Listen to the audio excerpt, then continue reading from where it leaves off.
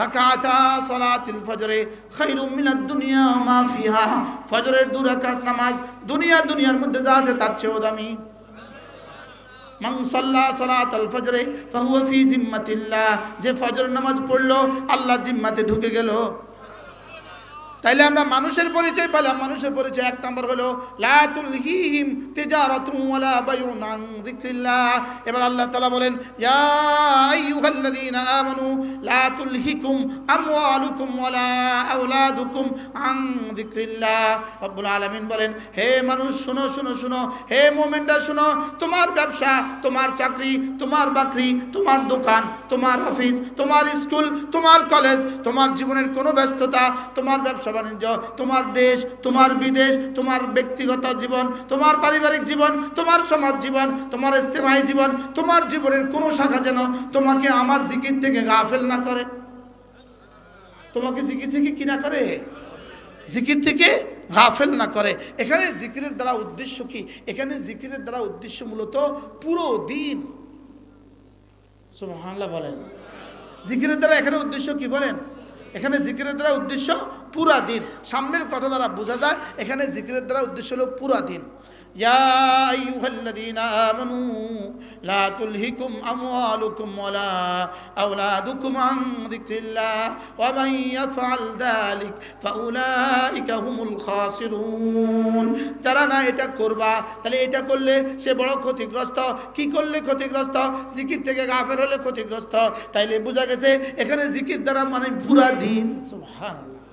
এখানে জিকির মানে কোরআন, এখানে জিকির মানে নামাজ, এখানে জিকির মানে রোজা, এখানে জিকির মানে যাকাত, এখানে জিকির মানে হজ, এখানে জিকির মানে জিকির, এখানে জিকির মানে পর্দা, এখানে জিকির মানে হালাল খাওয়া। সুবহানাল্লাহ। তাহলে এখানে জিকির মানে কি বলেন? সব। এখানে জিকির মানে কি? ইয়া আইয়ুহাল্লাযীনা আমানু যকুরুল্লাহ, ইয়া আইয়ুহাল্লাযীনা আমানু লা তুলহিকুম আমওয়ালুকুম ওয়ালা আওলাদুকুম আন যিকরিল্লাহ। হ্যাঁ, এই জিকির কখনো দিল দিয়ে হয়, এই জিকির কখনো জবান দিয়ে হয়, এই জিকির কখনো চোখ দিয়ে হয়, এই জিকির কখনো কান দিয়ে হয়, এই জিকির কখনো হাত দিয়ে হয়, এই জিকির কখনো শরীর দিয়ে হয়, এই জিকির কখনো মাল দিয়ে হয়। সুবহানাল্লাহ। শরীয়ত কি কি দিয়ে হয়? কখনো জবান দিয়ে, কখনো দিল দিয়ে। তাহলে জবানে রাখা লা ইলাহা ইল্লাল্লাহ, লা ইলাহা ইল্লাল্লাহ, লা ইলাহা ইল্লাল্লাহু মুহাম্মাদুর রাসূলুল্লাহ। রাসূল করিম সাল্লাল্লাহু তাআলা আলাইহি ওয়াসাল্লাম ইরশাদ করেন, কোন মানুষ যদি 5 ওয়াক্ত নামাজের পরে 33 বার পড়ে সুবহানাল্লাহ, 33 বার পড়ে আলহামদুলিল্লাহ, 34 বার পড়ে আল্লাহু আকবার, আল্লাহর নবী বলেন এভাবে হয়ে যাবে 100 বার। 5 নামাজে হয়ে যাবে 500 বার, ঘুমাবার সময় পড়বে 100 বার, এভাবে হয়ে যাবে 600 বার, মিজানে উঠে যাবে 6000 বার। পড়বো তো? গুফরাত খাতায়াহু ওয়ালাউ কাসুরাত, তোমার গুনাহগুলোকে মাফ করে দেওয়া হবে, গুনাহ যত বেশি হোক না কেন। সুবহান। এরপরে কি হবে? দাখালাল জান্নাহ, সোজা জান্নাতে চলে যাবা। পড়বো তো? আল্লাহ আমাকে জিকিরের মতো জিহ্বা দান করেন, ফিকিরের মতো দিল দান করেন। আল্লাহ জীবনটাকে আল্লাহ আপনার জন্য ব্যয় করার তৌফিক দান করেন। যাদের পেছনে মোবাইল দেখে দেখে যাদের পেছনে জিন্দেগি বরবাদ করছো, তোমার মৃত্যুর খবরও এদের কাছে যাবে না। বুঝেন নাই কথা? বিদেশি নায়িকার পেছনে জীবন দিচ্ছ, তোমার মৃত্যুর খবর ওদের কাছে যাবে? হ্যাঁ, যাবে। ওরা তোমার জন্য আফসোস করবে। তো কি করলে তুমি? কার জন্য জীবন দিলা? जो तुझे भूल गया तू भी उसे याद न कर, जो तुझे याद किया तू भी उसे भूल न जा। যে তোমাকে ভুলে যায় তাকে তুমি মনে রেখো না, যে তোমাকে মনে রাখে তাকে তুমি ভুলে যেও না। কে আমাকে মনে রাখে? আবার বলেন, কে আমাকে মনে রাখে? যিনি আমাকে এক জীবনে 1 সেকেন্ডের জন্য যিনি ভুলে না। আর আমি ভুলে গেছি তারে দিনের পর দিন, ঘন্টার পর ঘন্টা। বাস্তব না বাস্তব? এরপর আল্লাহ তাআলা বলেন ওয়ানফিকু মিম্মা রাযাকনাকুম, ওয়ানফিকু মিম্মা রাযাকনাকুম মিন ক্বাবলি আন ইয়াতিয়া আহাদাকুমুল মাউত। মৌত আসার আগে আগে, মৌত আসার আগে আগে আমি যা যা দিয়েছি সেখান থেকে কিছুটা আমাকে দিয়ে দাও। সুবহানাল্লাহ বলেন। কি বলছি বলেন তো?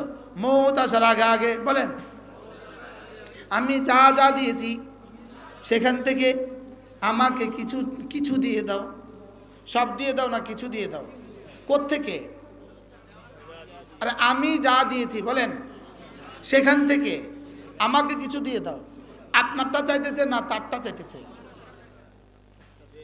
হ্যাঁ,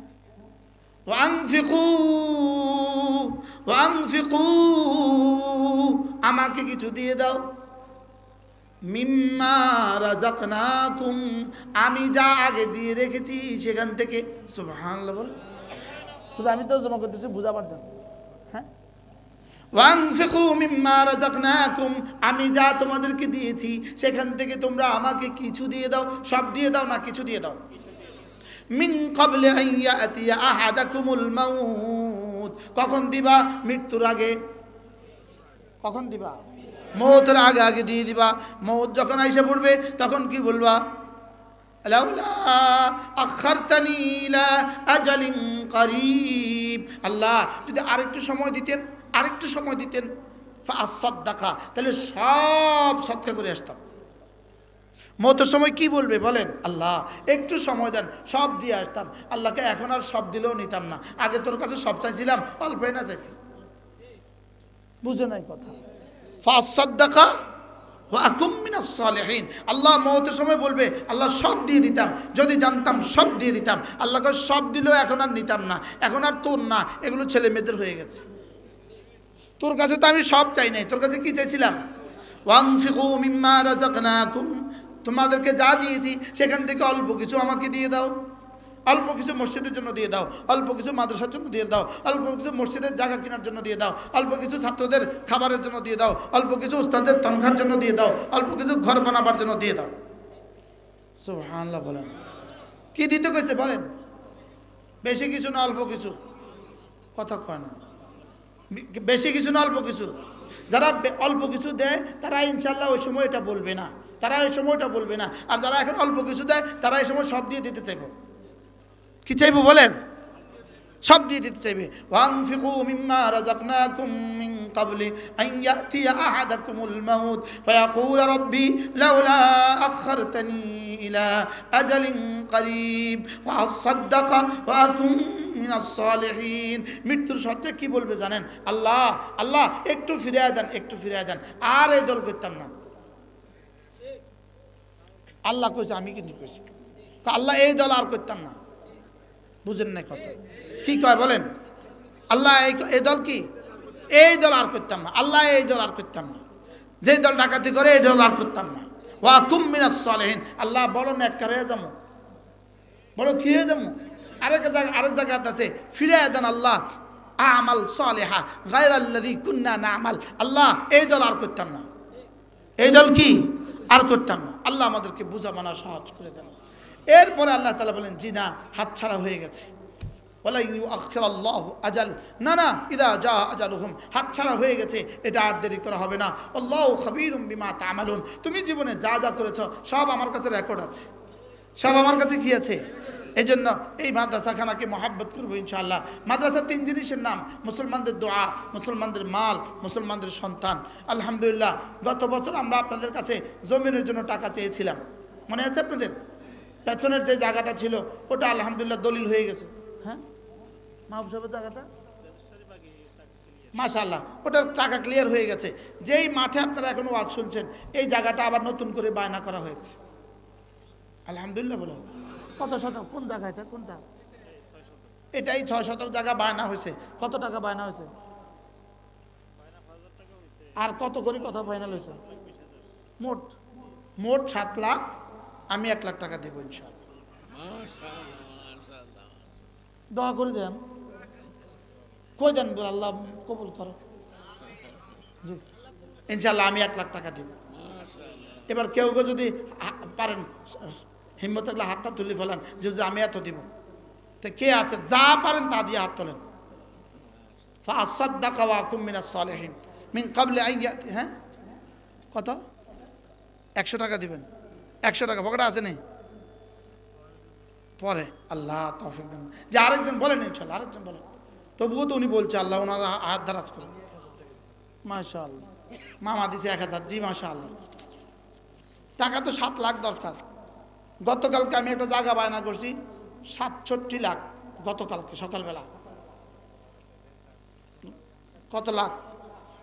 ৪৭ না ৫৭ লাখ। গতকালকে আমি আমার মাদ্রাসার পাশে একটা জায়গা বায়না করছি ৫৭ লাখ। এবং বেটাকে বলছি টাকা কবে লাগবে, বলছি যেদিন দলিল দিবেন সেদিন টিয়া নয় ৪৭ টাকা। দিবে কে? বলছি একজন দিব। আর একজনে দিব, তাহলে একজন দিব এটাও কয় না, নিজে দিবেন এটাও কয় না, একজনে দিবে এটাও কয় না। একজনে দিবে ইনশাল্লাহ। আর বলেন ইনশাল্লাহ, বলেন এই ৭ লাখ টাকা হবে ইনশাল্লাহ, একজনে দিবে। এরপর তাতাকাল্লাবু ফীহিল কুলুবু ওয়াল আবসার, এরপর একটা গুণ আছে, এরা আখিরাতকে ভালোবাসে, আখিরাতকে বিশ্বাস করে, আখিরাতকে ইয়াকিন করে, আখিরাতকে মহব্বত করে, আখিরাতকে ভয় করে। আল্লাহ আখিরাতকে কি করে? ভয় করে। রেজাল্ট দিবে, রেজাল্ট। ছেলে ম্যাট্রিক পরীক্ষা দিছে 4 জানুয়ারি, 4 ফেব্রুয়ারি তার রেজাল্ট হবে।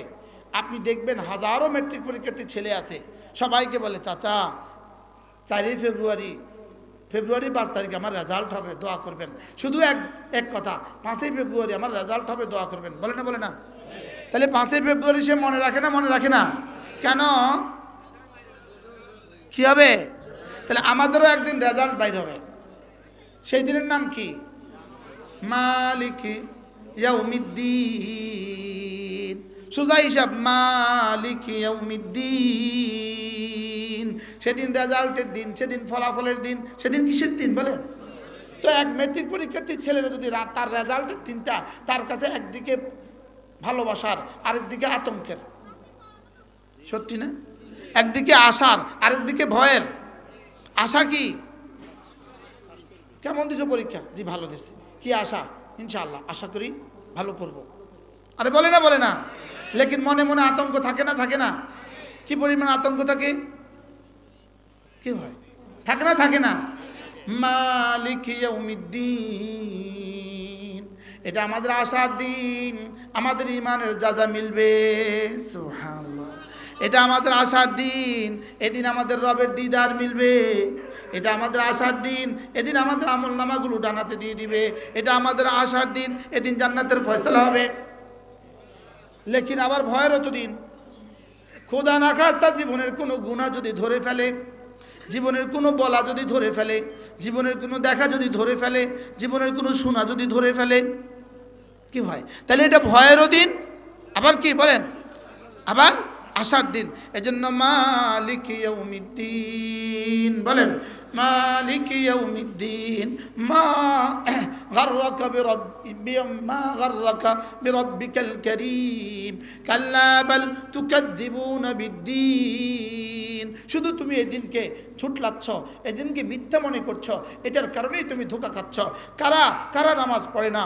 বেঈমানের কথা বাদ দেন, যা কারা নামাজ পড়ে না, যারা আখিরাতকে বিশ্বাস করে না, কারা নামাজ পড়ে না, আখিরাতের উপর যাদের ইয়াকিন নাই, কারা রোজা রাখে না, আখিরাতের উপর যাদের ইয়াকিন নাই। আচ্ছা একটা উদাহরণ, আগামী 52 দিন পরে আপনার ছেলেটা ইটালি থেকে আসবে। কতদিন পরে? আচ্ছা আজকের এই দিনে আপনার উচ্ছ্বাসটা কেমন? হ্যাঁ, আজকে রাত্রে ঘরে যাওয়ার পরে যদি খবর দেয় ছেলে ইটালি থাকে, 10 বছর হয়ে গেছে আসে না, আজকে ফোন দিছে আব্বা আমি 52 দিন পরে আসবো, বলেন তো দেখি আপনার খুশিটা কেমন লাগবে? লাগবে না? লাগবে না? সকালে ঘুম থেকে উঠে ইমাম সাহেবরা যায় কি করবেন? হুজুর দোয়া করেন ছেলে আসবে। বাজারে গেলে চাচারে কি বলবেন? একই আওয়াজ, ছেলে আসবে। এবার দেখেন আর মাত্র 52 দিন বাকি আছে, রমজান আসবে। সুবহানাল্লাহ বলে না? তা আমার ছেলে আসলে যদি আমি বলতাম রমজান আসবো দেখে আমি আপনাদেরকে কিছু বললাম আর কি, বুঝেন না? তাহলে স্লোগান দেন, আর মাত্র 52 দিন, রমজানের শুভ দিন। এই মিছিল তো আর দেন না জীবনে কখনো। কি বলো? আর মাত্র 52 দিন, রমাদানের শুভ দিন, রহমতের শুভ দিন, বরকতের শুভ দিন, একটা ফরজ 70 গুণে দামি হওয়ার শুভ দিন, একটা নফল ফরজের দামে দামি হওয়ার শুভ দিন। আর মাত্র 52 দিন। কালকে কি বলবেন? আজকে আমার মাদ্রাসা আমি জোহর পড়িয়া দেখি যে বড় একটা বোর্ডের মধ্যে লিখে রাখছে বার্ষিক পরীক্ষার বাকি আর মাত্র 25 দিন। এটা কালকে মুছে লিখে দিবে 24 দিন, এরপরের দিন মুছে লিখে দিবে 23 দিন। এটা বোর্ডে লিখে দিছে বড় করে। আমার দিল খুশিতে বাগ বাগ হয়ে গেছে। কি আমি আমার জীবনে কোথাও এটা দেখি নাই। আর আজকে আমি আমার জীবনে প্রথম দেখলাম। কি লিখে দিছে বলেন? বড় বোর্ডের মধ্যে 8 করে লিখে দিছে বার্ষিক পরীক্ষার বাকি আর মাত্র 25 দিন। এবার বলুন তো মালিকি ইয়াউমিদ্দিন আর মাত্র কয় দিন?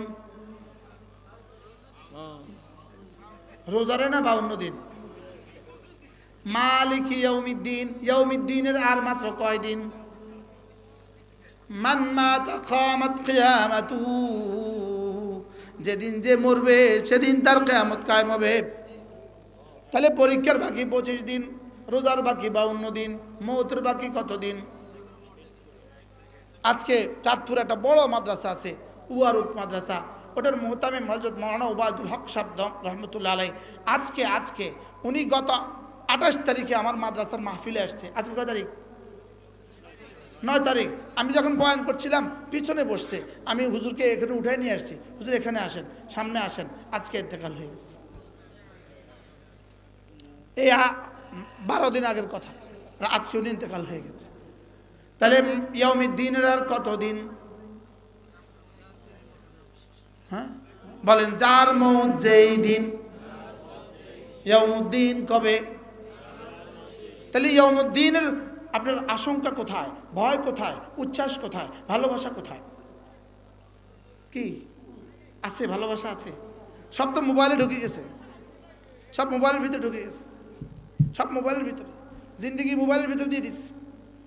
বাস্তব না বাস্তব? জিন্দেগি কোথায় দিছে? সব মোবাইলে দিয়ে দিছে। এজন্য 1 নাম্বার গুণ হলো আল্লাহকে ভুলে না যারা, 2 নাম্বার গুণ হলো নামাজ পড়ে যারা, 3 নাম্বার গুণ হলো যাকাত দেয় যারা, 4 নাম্বার গুণ হলো আখিরাতকে ভয় করে যারা। সুবহানাল্লাহ। এরা হলো মানুষ। এরা হলো কি? আল্লাহ আমাকে মানুষ হওয়ার তৌফিক দান করেন।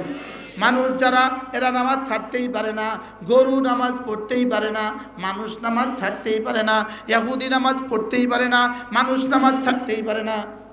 বলেন গরু, আচ্ছা গরুর কত প্রশিক্ষণ দিলে নামাজ পারবে?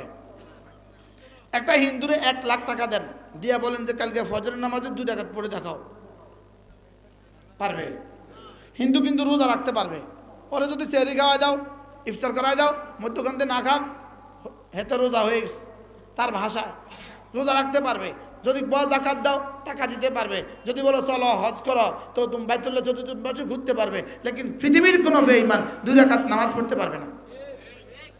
বাস্তব না বাস্তব বলেন? পৃথিবীর কোনো বেঈমান কি পড়তে পারে না? বলো, বেঈমান নামাজ পড়তেই পারে না, মুমিন নামাজ ছাড়তেই পারে না। তাহলে যারা আমাদের দেশে নামাজ ছাড়ে এরা মুমিন না? এরা কিসের মুমিন? হ্যাঁ কিসের মুমিন? মুমিন তো কি করতে পারে না? নামাজ